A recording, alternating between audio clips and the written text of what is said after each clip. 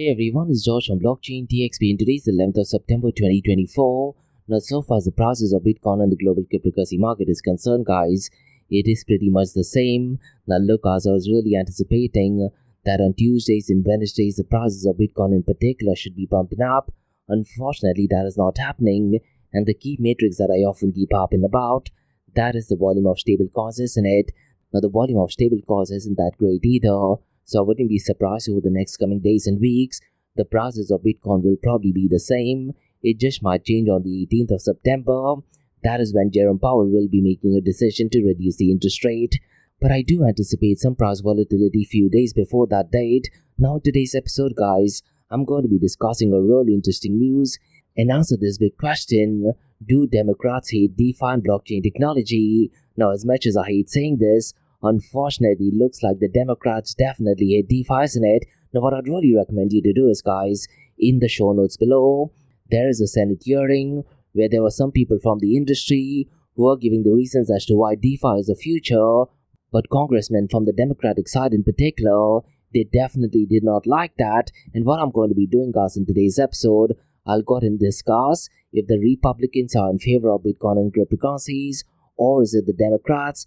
Now, unfortunately, guys, extreme left-leaning Democrats, they're definitely not in favor of Bitcoin and cryptocurrencies. Rather, they are focusing on central bank digital currency. They want to go ahead and censor speech, and they want to be woke, isn't it? So I'll definitely go ahead and give out more information regarding this. But what I'd really recommend you to do is, guys, in the show notes below, there is an entire Senate hearing. I would really strongly you to go ahead and listen to the entire thing, and then you can make up your own mind as well. Now look, guys, so far as cryptocurrency is concerned, one of the biggest challenges the user experiences in it, and Ethereum name service, guys, they're definitely trying to make that easier, and we do have some interesting development, guys, and PayPal and Venmo, they are partnered with Ethereum name service. Now look, guys, me personally, I'm definitely liking this news. So what this would mean is, when you want to go ahead and send cryptocurrencies to someone else, rather than taking the entire public address, you can utilize the features of Ethereum name service and cut it short to a person's name or business's name. Definitely positive news, and it is news such as this, guys, that makes the user experience so much better, isn't it? So I'll go ahead and give out more information regarding this. Now look, guys, this year there's been quite a lot of news regarding Spot Bitcoin ETF as well as Spot Ethereum ETF, isn't it? Now on a similar note, guys, there is an interesting development, and this is more to do with Wrapped Bitcoin ETF and BitGo, guys. They are launching a Wrapped Bitcoin on Avalanche as well as Binance BNB chain. So I'll go ahead and discuss what this news is all about. Now look, guys, this particular year, I've been seeing quite a lot of news regarding Wrapped Bitcoin built by different entities, isn't it? Now is that a good move? Me personally, I don't think so, but I'll definitely go ahead and give out more information regarding this. Now, the final news, guys, is all the way from United Kingdom, and early in the week, guys, I discussed the news from United Kingdom, where the Financial Conduct Authority, they're very stringent in approving crypto licenses in it.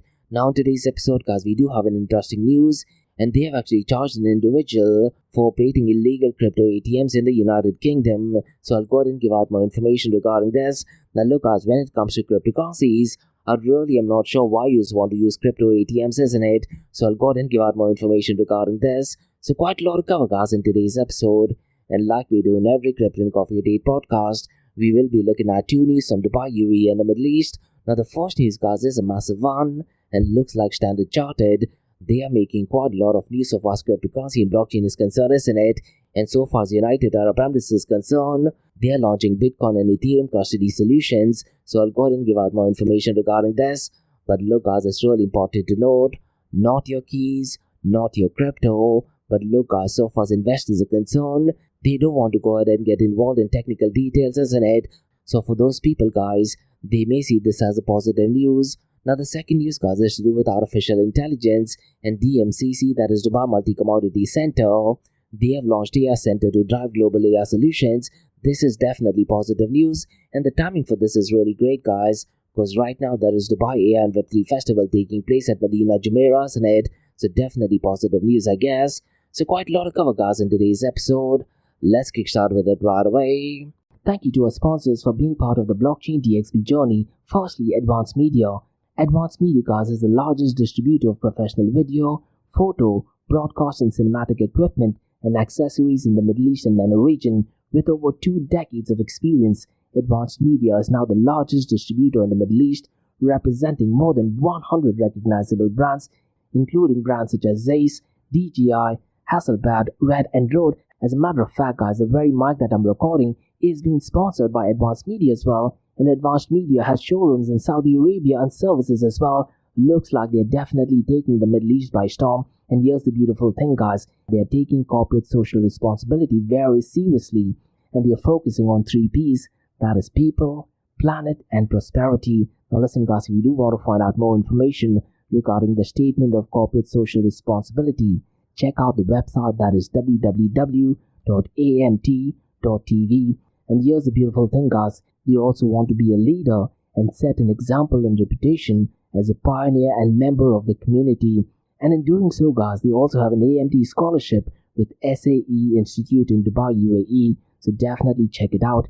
And also, guys, Advanced Media is committed to persistently developing, organizing, and hosting training workshops, seminars, and community events that educate, inform, and familiarize consumers with new equipment and the latest technological advances. So listen, guys, do one thing. If you do want to support this channel, go to the website, that is www.amt.tv, and follow the social media channels as well. All of the details are in the show notes below.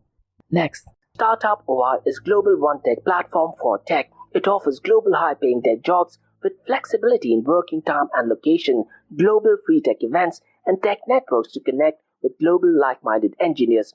A brilliant platform to listen to the tech experts in Metaverse and to grab their insights. Now listen, all you have to do is download the app Startup OI.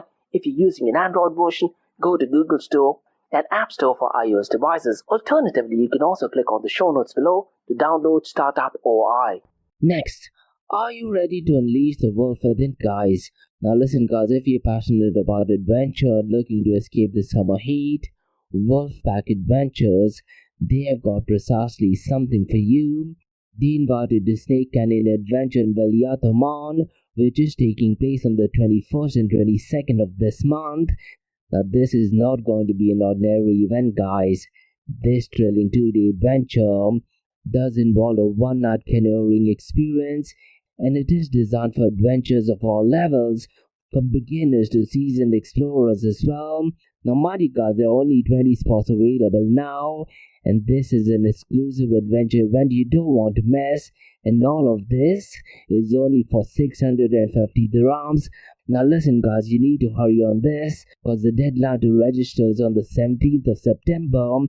Now if you do want to learn more, guys, in the show notes below there is a WhatsApp group, so definitely feel free to sign up and definitely go to the itinerary as well. Now look, guys, this event is an absolutely massive one, and Wolfpack Adventures, guys, they're kind of like the OGs of us hiking and adventures concerned. You definitely don't want to miss this. So unleash the wolf within and let's make this September one to remember. And hopefully, guys, you participate in this event and many more events by them. Next, guys, listen, if you're into fitness, if you're into adventure, if you want to do something wild but still want to keep your health in check, there is a new podcast in town, a podcast focusing on obstacle course race in the Middle East. The podcast is called the Race Pace Podcast.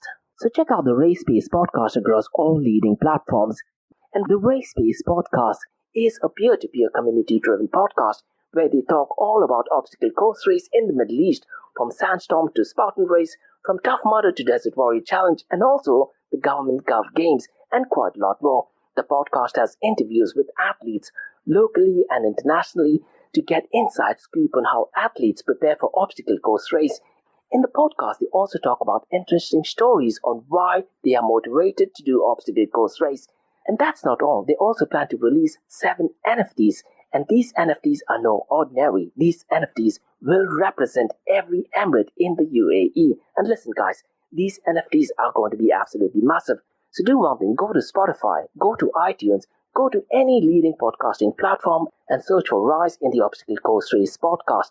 And finally, guys, not your keys, not your crypto. If you have dabbled with cryptocurrencies and now are seriously getting to protect your cryptocurrencies, there is no better way to protect it by using a hardware wallet. And this is where Ledger Wallet kicks in. And Ledger Wallets are hardware cryptocurrency wallets made by Ledger, a company headquartered in Paris, France. and Ledger's hardware wallets are multi-currency wallets that are used to store private keys for cryptocurrencies offline. And Ledger offers two hardware wallets, the Ledger Nano and Ledger Nano X wallets. They are world-class experts with extensive crypto security backgrounds.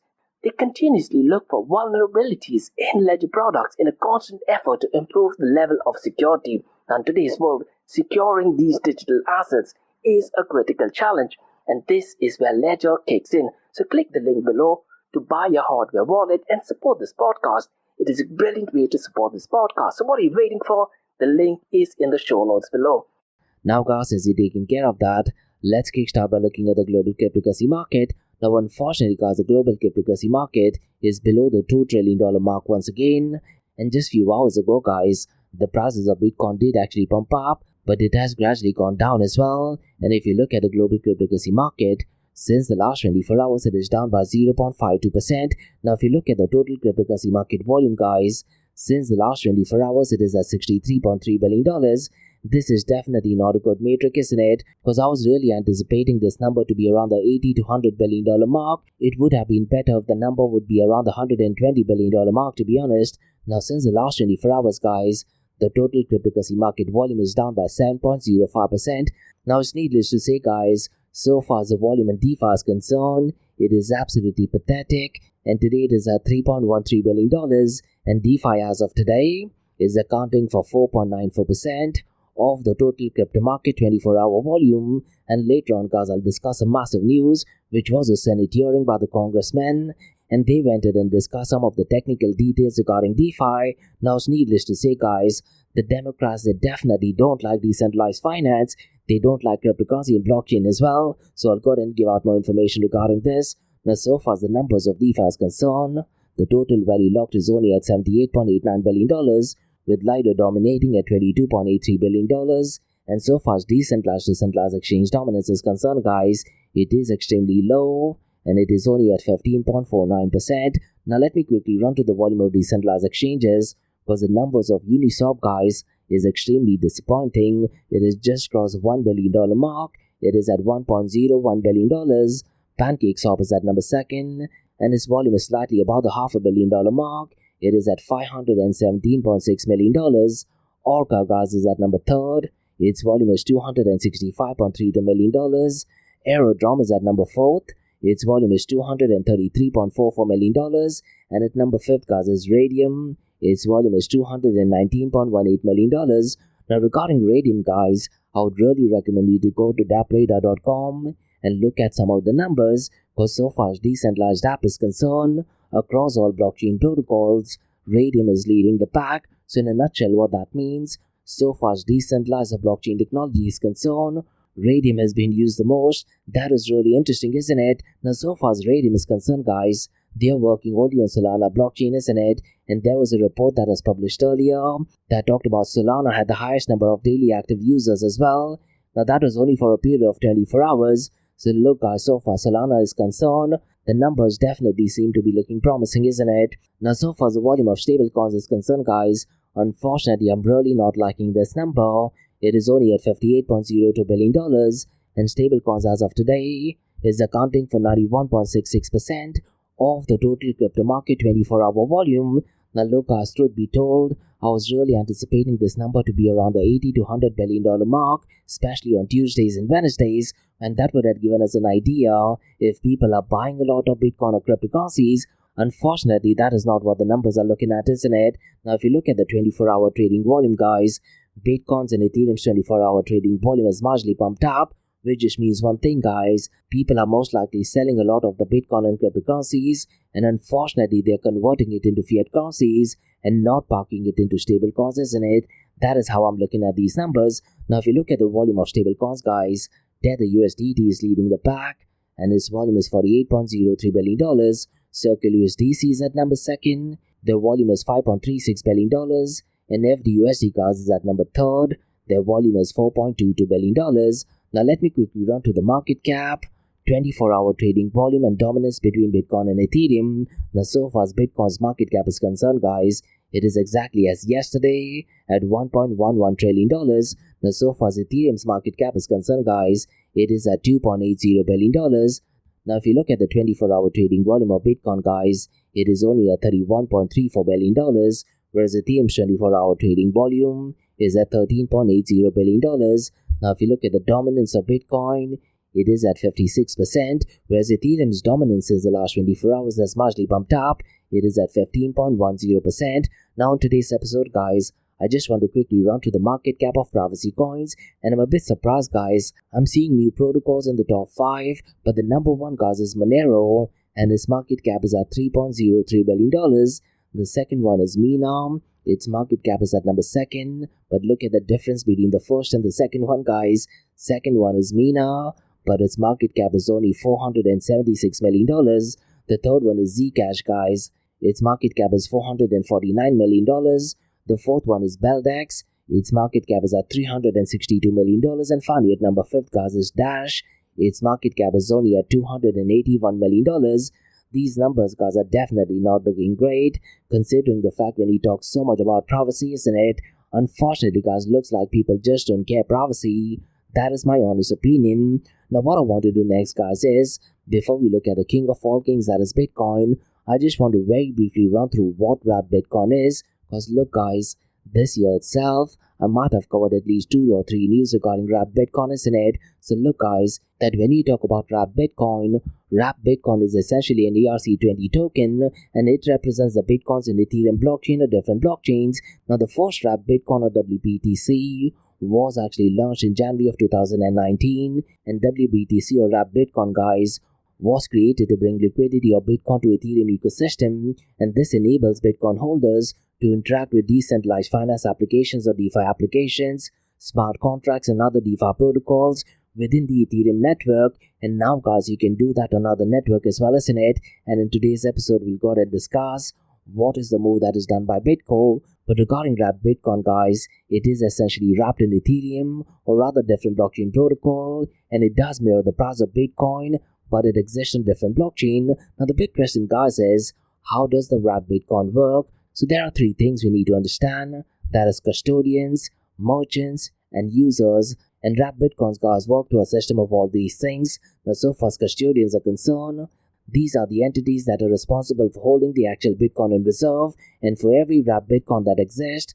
there's an equivalent amount of Bitcoin held by custodians like BitGo in secure storages, and this ensures that each Wrapped Bitcoin is fully backed by Bitcoin at a 1-to-1 ratio. Now, if you look at the price of Wrapped Bitcoin, guys, it always resembles the price of the actual Bitcoin. Now, so far as merchants is concerned, merchants are responsible for minting and burning Wrapped Bitcoin. So when users want to convert the Bitcoin to Wrapped Bitcoin, they send the Bitcoin to merchants, who then instruct the custodian to mint an equivalent amount of Wrapped Bitcoin. Conversely, guys, when a Wrapped Bitcoin is burned, the corresponding Bitcoin is released back to the user. Now, so far as users is concerned, Wrapped Bitcoin holders can freely trade their Wrapped Bitcoin across Ethereum-based decentralized exchanges as well as DeFi protocols. Now, the big question, guys, is why would you want to use Wrapped Bitcoin? And there are 3 things I'd like to touch base upon. The first one is liquidity for DeFi. The second one is interoperability. And the third one is speed and flexibility. Now, regarding liquidity for DeFi, guys, Bitcoin has the highest market capitalization in the crypto space, but it's limited in its utility for decentralized applications. And Wrapped Bitcoin, guys, solves this by bringing Bitcoin's liquidity to Ethereum's DeFi ecosystem, allowing Bitcoin holders to earn yield, provide liquidity, or use Bitcoin as a collateral in lending protocols. Now, so far as interoperability is concerned, Wrapped Bitcoin allows Bitcoin to be used in Ethereum-based ecosystem without needing to rely on separate network, and this expands Bitcoin's functionality beyond just a store of value medium of exchange.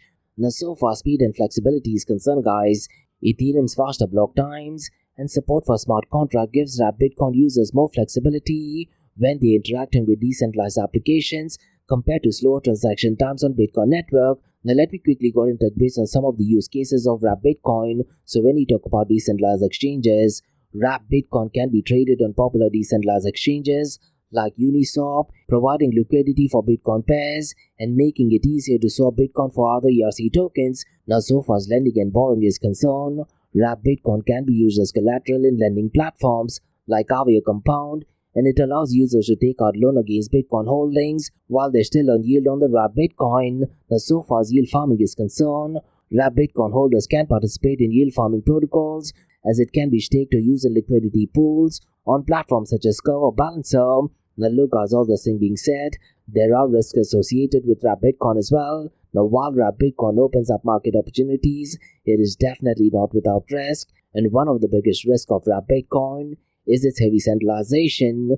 And Wrap Bitcoin guys depends on centralized custodians to hold the underlying Bitcoin, and this creates counterparty risk as users trace these custodians to manage these assets securely. Now so far as Ethereum network issues are concerned, since Wrap Bitcoin is built on Ethereum, it is subject to Ethereum's gas fees as well as network congestion, which can make transactions expensive during peak times. So essentially guys, in summary, the only thing I can say that Wrap Bitcoin is an innovative way to integrate Bitcoin into the Ethereum ecosystem, enhancing its DeFi applications, and while it offers advantages of liquidity and flexibility, users must be aware of the centralized custodial risks that are involved. So let me know guys, what are your thoughts regarding Wrap Bitcoin? Are you a fan of it, or are you having some skepticism regarding this? Now guys, let's go ahead and discuss, do Democrats hate DeFi and blockchain? Now what I'd really recommend you to do is guys, in the show notes below, there is a Senate hearing. I would really recommend you to go ahead and listen to the entire hearing, and the hearing is titled Decoding DeFi, Breaking Down the Future of Decentralized Finance. Now how this hearing works guys, there were a couple of witnesses, and these witnesses are definitely pro-Bitcoin and cryptocurrencies, but one of them guys, I really am not sure, because he was trying to do a bit of race baiting, and I'll go ahead and share who that person is. Now some of the witnesses guys who are talking really sensible things was Brian Avello, who's the Chief Legal Officer at UDHC, Rebecca Retting, who's the Chief Legal and Policy Officer for Polygon Labs, and there was Amanda Tuminelli, who I think was absolutely brilliant guys. You definitely need to check what she was saying, and she's the Chief Legal Officer of DeFi Education Fund, and she spoke some really brilliant stuff. And there was Peter Van Wagber, who's the Director of Research for Coin Center, and Coin Center guys, if you know, they're definitely fighting back against SEC, isn't it? Now there was an interesting person called as Mark Allen Hayes, who's apparently the Senior Policy Analyst for Americans for Financial Reform. Now what was a bit strange guys is when he gave the introduction, he apparently said something regarding race, and I really am not sure if he's actually a fan of Bitcoin or cryptocurrencies, but nonetheless, he was part of the witness. Now how the Senate hearing works guys, every congressman, they had roughly around 2 or 5 minutes to go ahead and ask question and answer session, and how it worked was, once a Republican would ask a question, followed by a Democrat, so on and so forth. Now look guys, it is absolutely crystal clear, the Democrats and the left-leaning administration, they definitely hate DeFi, definitely hate blockchain, cryptocurrency as well. Now look guys, I've said this thing so many times in the past, when it comes to politics, Democrats are in favor and support central bank digital currency, and they definitely want to threaten freedom of speech, and they're focusing on being woke, isn't it? Now so far as Republicans are concerned, they're definitely in favor of Bitcoin, definitely in favor of blockchain, open source and freedom of speech as well. Now what I'd really recommend you to do is guys, once you watch the video, the moment a congressman speaks, just listen to what they have to say, and within 30 seconds, you can actually tell if they are Republican or if they are Democrat. You can tell by the tone itself.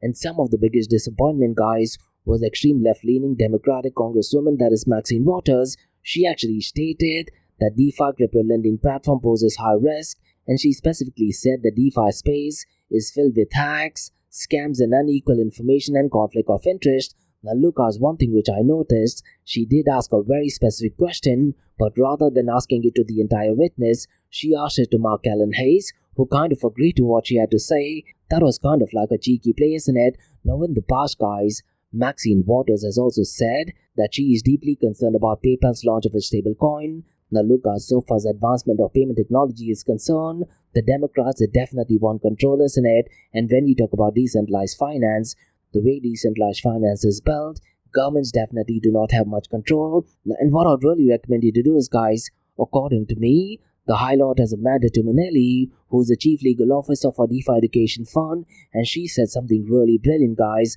She talked about how traditional finance requires central intermediaries, but what DeFi does is, it eliminates the need for central intermediaries, and this is going back to the basics of Bitcoin's definition, isn't it? Bitcoin by definition is peer-to-peer electronic cash system, and if you read the second line of Bitcoin white paper guys, it clearly states that the main benefits are lost if a central entity is required to prevent double spending. So according to me guys, the highlight of this hearing was everything that Amanda Tuminelli said, and she also said, guys, that currently there are existing laws that make sure that central intermediaries make decision to go ahead and block a transaction, but so far as DeFi is concerned, that thing does not exist at all. Definitely brilliantly said. Now, along with that, the director of research for Coin Center, guys, he also talked about really interesting things regarding privacy. Now, he did not mention the name regarding Tornado Cash, but I believe he was hinting towards Tornado Cash, how OFAC has gone ahead and sanctioned Tornado Cash, isn't it? So look, guys, so far as the witness is concerned, pretty much all of them were really great, apart from Mark Allen Hayes. I really am not sure why he was there at this event, but look, so far as the Senate hearing members are concerned, guys, let me go ahead and share what I thought. All of the Democrats except for one were definitely against Bitcoin and cryptocurrencies and definitely against decentralized finance, and a Democrat representative, that is Stephen Neff, who is from Massachusetts, he actually praised Project Hamilton, which is kind of like a project related to central bank digital currency, isn't it? And what he actually said, guys, is that DeFi cannot be trusted, and United States of America, rather than focusing on decentralized finance, should be actually focusing on the banking industry. That is absolutely devastating news for the DeFi world, isn't it? Now look, so far as Republican is concerned, guys, there was a congressman called as Frank Lucas. He actually thanked the DeFi community as well as the other witnesses to go ahead and explain how DeFi works and why a decentralized internet would be much better. And what I really like, guys, he also talked about how quantum computing will actually impact decentralized finance. Definitely brilliant stuff. Now, so far as another Democrat is concerned, guys, this is Congressman Bill Foster. Now, look, guys, he's definitely not a fan of decentralized finance, but I have to admit, what he was saying regarding zero-knowledge proof was actually spot on, and looks like he has some experience in cryptography. And he actually said that if you need some any calculation information regarding zero-knowledge proof, he is more than happy to educate these guys. But look, despite him being right regarding decentralized finance, his view and approach regarding decentralized finance is definitely negative. Now, regarding a Republican candidate, that is John W. Rose, guys, he seemed very pro-Bitcoin. He also stressed the benefits of decentralized autonomous organization. As a matter of fact, he also praised President Donald Trump on his stance regarding decentralized finance, and he also took a jab at Biden-Harris administration, who actually withdrew all of the policies and procedures that could have actually made decentralized finance much better. Now, what I really like, guys, he did have a back and forth session with the witness where he wanted them to explain how decentralized autonomous organization works. But look, guys, the worst thing according to me was extreme left-leaning Maxine Waters, and if you actually watched it, guys, looks like she was actually reading from a script, and for some odd reason, she had to connect it with President Donald Trump, isn't it? And she talked about World Liberty News and how some people tried to hack the Twitter account, and apparently that is a threat for decentralized finance. It just does not make any sense, isn't it? And what is a bit cheeky, guys, is she of all people did actually ask Mark Allen Hayes, and if you look at his introduction, guys, he did touch base on something race-related as well. Does not make absolutely any sense to go ahead and involve race so far as decentralized finance is concerned. Now, regarding Democratic Congressman, guys, Sean Casten did actually give an example of a pizza company, but according to him, the pizza companies, they need to go ahead and have regulations, so why shouldn't decentralized finance have that as well? It does not make absolutely any sense, isn't it? And what he was actually stressing, guys, is that decentralized autonomous organizations should be held responsible, and he was actually stressing that developers who are building system, they should be held accountable for as well. Definitely not ideal, isn't it? And this goes back to the whole Tornado Cash situation, isn't it? Now, moving forward to a Republican congressman, guys, there was Congressman Mike Flood, who talked about smart contracts. He was very fascinated with the idea of Web 3.0 and looks like he has some experience in media.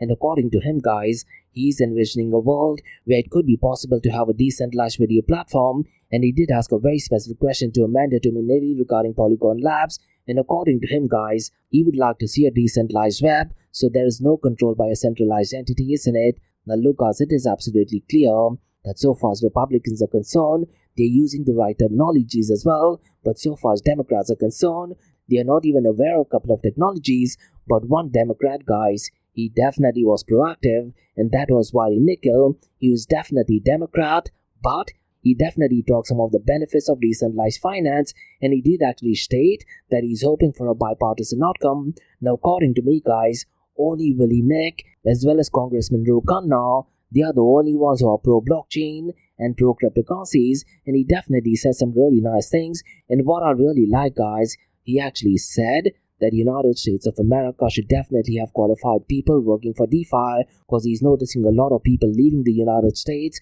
to other countries such as United Arab Emirates and Singapore. Now look guys, the next person was Warren L. Davidson, and he was a Republican. Now what I'd really recommend you to do is guys, check out the Facebook stablecoin project that has Libra's earring, and Congressman Warren L. Davidson did actually remove a $20 note, and he was actually comparing the $20 note with the stablecoin that Facebook tried to launch, and according to me guys, he single-handedly destroyed Facebook's Libra project.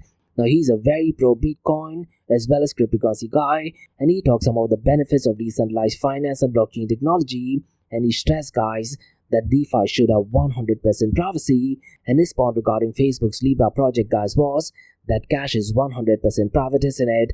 But so far as Facebook's stablecoin is concerned, they will be managed by a centralized entity, so his focus is definitely on privacy.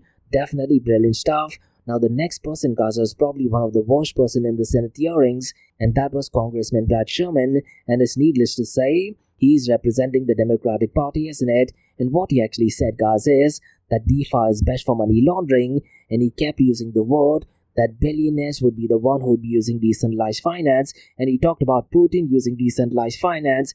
Absolutely pathetic and horrendous stuff. And he also asked a question about how he tests and how DeFi is offering privacy for billionaires to evade tax. Now look at this particular point that DeFi is used to evade tax was actually answered by the next member, who's a Republican congressman, that is William Trummins, and he actually said guys that decentralized finance and cryptocurrency works on an open blockchain, and he did ask one of the witnesses to go ahead and explain to Brad Sherman that using blockchain and open technology, there is no way to go ahead and evade taxes because everything is completely open, isn't it? And there was a good back and forth dialogue between William Timmons and Peter Van Walberg from Coin Center, and Congressman William Timmons guys, he also stressed that Biden is stopping innovation, and US right now is definitely not the best place for decentralized finance. So look guys, what I'd really recommend you to do is listen to the entire video, and at the outset you need to remember that so far as Democrats are concerned, they definitely want more control over US spending, and they're definitely fans of central bank digital currency. They definitely hate Bitcoin and cryptocurrencies, and they're definitely a threat to privacy and freedom, and they're focusing on being woke, isn't it? But so far as Republicans are concerned, they're definitely in favor of Bitcoin, definitely in favor of blockchain, definitely in favor of open source, and they definitely want freedom of speech, isn't it? Those are my honest thoughts. Now if you disagree guys to any of these points, or do have any alternative thought, mention them in the comments below. Now guys, let's go to discuss some news that would actually make user experience much better. And ENS Labs, they have announced integration of Ethereum name service on PayPal and Venmo, and users can now transfer the cryptocurrency using an ESN name rather than copying an entire wallet address. And Ethereum name service guys is actually up nearly 5% following the announcement. Now look guys, I do feel that this is a great use, as users can now use their ESN names when transferring crypto on these platforms, and I strongly feel guys this will reduce the risk of transferring the assets to the wrong crypto addresses in it. Now if you're someone who uses GoDaddy guys, what you can do is you can connect your domain name to Ethereum name services, and it is completely free of cost as well. I have done it for Blockchain DXB, and to be honest guys, the procedure is so simple, it literally takes 30 seconds to go ahead and fix it. You need to keep your MetaMask open and just follow the simple procedure via GoDaddy. Now guys, let's go ahead and discuss some news regarding Bitcoin's Wrapped Bitcoin. And BitGo guys, they have selected Layer 0's OFD standard as the official interoperability proof of work protocol for Wrapped Bitcoin, and this would enable Wrapped Bitcoin to exist across multiple blockchains. Now it's really important to note guys, Wrapped Bitcoin will be deployed to Avalanche and Binance BNB chain, and more chains will be coming up in the near future. And earlier today guys, I explained what Wrapped Bitcoin is, isn't it? Now BitGo has also implemented a decentralized verifier network to verify omni-chain Wrapped Bitcoin transactions, and they are working with Polyhedra zk-Lite Client DVN and Layer 0 Labs DVN as well. Now what I'd really recommend you to do is guys, in the show notes below, there is an official blog, and the blog also covers the history of Wrapped Bitcoin and BitGo's decision to go ahead and use Layer 0. Definitely interesting news in my opinion. Now guys, let's go ahead and discuss a not so interesting news, and this is in the United Kingdom. And the Financial Conduct Authority guys has charged Olumide Osunkoya for operating illegal crypto ATMs in the United Kingdom, and looks like he processed £2.6 million without registration. Now look guys, I don't understand why people would want to use crypto ATMs, isn't it? But regarding this news, this marks the FCA's first prosecution of its kind, and Osinkoya faces charges including forgery and is due in court on 30th of September 2024. And the Financial Conduct Authority, guys, warns that crypto remains high risk and unregulated in the United Kingdom as of now. So really interesting news, isn't it? Now look, guys, unfortunately, people who are not well educated in Bitcoin and cryptocurrencies, they would definitely be falling for crypto ATM related news, isn't it? So these were the newscasts from the cryptocurrency and blockchain world. Now let's look at two news from Dubai, UAE and the Middle East. And the first one, guys, is definitely positive news. And Standard Chartered, they have launched Bitcoin and Ethereum custody in United Arab Emirates. So let me go ahead and give out more information regarding this, because they have launched a digital asset custody service in the United Arab Emirates. And the service, guys, is licensed by Dubai Financial Services Authority. And this will initially support Bitcoin and Ethereum for secure digital asset storage. And this is launched at DIFC, guys, that is Dubai International Finance Center, which is a global financial hub, isn't it? And Ribbon Howard Digital is the first client of the service already. Now the service marks a significant step in Standard Chartered's digital asset strategy. Now the UAE, guys, was chosen for its balanced approach to digital asset adoption and regulation. Now the custody service is aiming to meet regulatory risk and security needs of institutions as well. And Standard Chartered, guys, they plan to expand into other digital assets in the near future. And further expansion into other financial hubs is also planned. And Bill Winters, who is the Group CEO of Standard Chartered, has emphasized the significance of digital asset in finance. And Margaret Howard-Jones, Global Head of Financing and Security Services, highlighted the growing institutional interest in digital assets. So look, guys, this is definitely positive news for investors, isn't it? But look, it's so important to understand the second line of Bitcoin white paper, and I touched base on this earlier on as well, isn't it?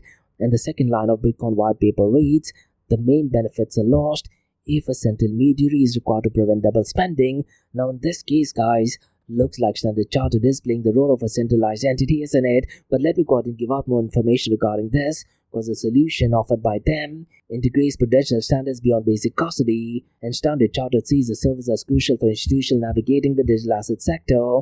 And Gautam Sharma, who is the CEO of Ribbon Howard Digital, views the partnership as pivotal for UAE and digital asset markets as well. And Gautam Sharma, guys, also believes that Standard Chartered's reputation will bolster institutional adoption, and the service provides regulated custody solution to address institutional needs. And this launch, guys, reflects the growing demands for secure, regulated digital asset service among institutions. So definitely positive news, isn't it? But look, guys, we always need to remember, not your keys, not your crypto. Now, guys, let's go ahead and discuss second news. And this is another massive news. And DMCC, that is Dubai Multi-Commodity Center, they have launched AI Center to drive global AI solutions. So let me go ahead and give out more information regarding this, because the DMCC, they launched AI Center as Dubai's latest innovation platform to drive global adoption and practical solution. Now this launch, guys, was attended by top leaders from DFF, that is Dubai Future Foundation, and the Department for Economy and Tourism, that is DAT, and His Excellency Khalfan Balool, who is the CEO of Dubai Future Foundation, and Dr. Marwan Al-Zuruni, who is the Chief AI Officer of Dubai Economy and Tourism, gave a very special address at the event.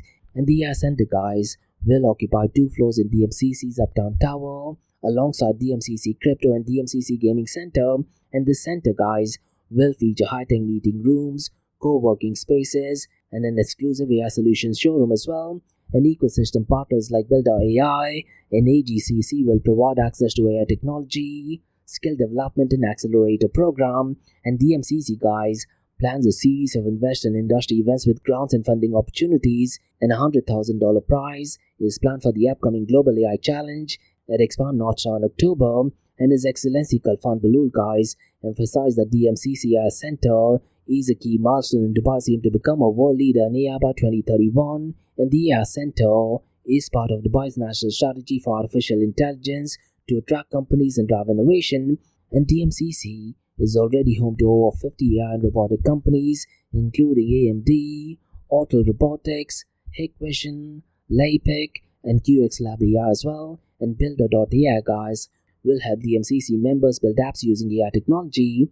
Definitely positive news, isn't it? Now, so far as AGCC is concerned, they will run the Accelerate and Market Entry program to scale best AI technology. And DMCC's Future of Trade report predicts AI transformative impact on global trade, supply chain, and business, in artificial intelligence, guys, is projected to add over $15 trillion to the global economy by 2030, and the AI Center aims to benefit both AI and non-AI companies, extending advantages across DMCC's business district, and AI's potential to reduce cost and increase trade productivity will be enhanced by integration with IoT, 5G, cloud computing, and additive manufacturing. And Sachiv Dev, the girl who's the founder of Builder AI, expressed excitement about partnering with DMCC to bring impactful AI solutions to Dubai and the MENA region. So definitely positive news.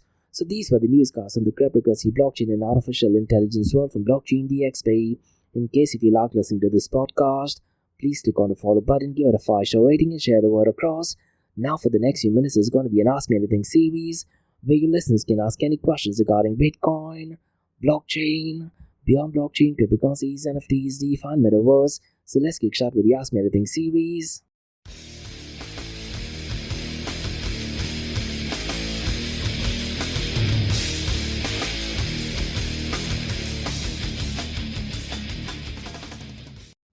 Hey everyone, it's Josh from Blockchain DXP listening to the Ask Me Anything series, where listeners can ask any questions regarding Bitcoin, blockchain, beyond blockchain, cryptocurrencies, NFTs, DeFi, and Metaverse.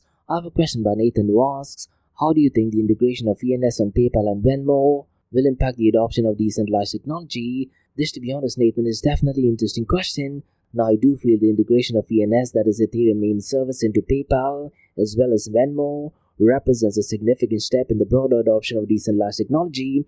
And look, I mentioned this earlier as well. One of the main challenges in using blockchain-based services is the heavy technical complexity, especially with handling long alphanumerical wallet addresses, isn't it? And this, to be honest, definitely makes life so much easier because there is a heavy risk of sending funds to wrong addresses due to a typo error, and most often than not, we often copy and paste it, isn't it? But some notorious people, what they do is, when you copy it, rather than copying the actual wallet address, you randomly get the notorious actor's wallet address. But look, I do feel this would definitely be a game changer, especially for everyday users who may not be well versed with cryptocurrency space. Now, Ethereum Name Services, Nathan, simplifies this, and it does this by allowing users to replace these complicated addresses with human-readable names, making the process more intuitive and user-friendly.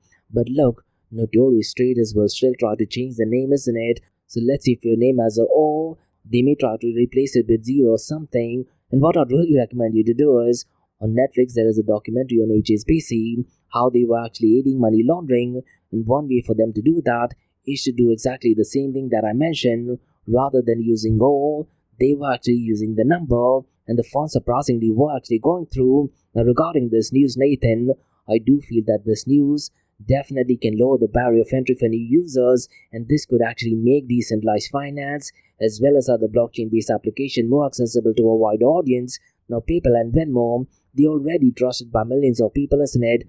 So I do feel that integrating ENS into these platforms bridges the gap between traditional financial system as well as decentralized world, and it introduces the idea of blockchain and decentralized identity, especially for others who may be more hesitant to dive in the cryptocurrency space. So it's going to be really interesting to see. Me personally, I've definitely set it up for my Blockchain DXP website, but definitely a really interesting question because I do feel, Nathan, the integration of ENS on platforms like PayPal and Venmo is not just convenience upgrade, it is potentially a gateway for millions of people to begin interacting with decentralized systems, and this would actually push the whole decentralized technology further into mainstream adoption. Definitely a brilliant move, to be honest. And that's about all, guys, from the Ask Me Anything series on Blockchain DXP. In case if you like listening to this podcast, please click on the follow button, give it a 5-star rating, and share the word across. Remember, Monday to Thursdays, 8 a.m. to 8:30 a.m. we have Crypto with Coffee podcast, where we cover top news and information pertaining to the price of cryptocurrencies, some major breaking news, occasionally short and sweet news as well, news that has an impact in the cryptocurrency world. The other two news and information is related to Dubai, UAE, and the Middle East, from the cryptocurrency, blockchain, and now artificial intelligence world as well. And what you're listening to right now is the Ask Me Anything series, where your listeners can ask any questions regarding Bitcoin, blockchain, beyond blockchain, cryptocurrencies, NFTs, DeFi, and Metaverse. So thanks so much for listening, guys, and have a nice one. Bye-bye.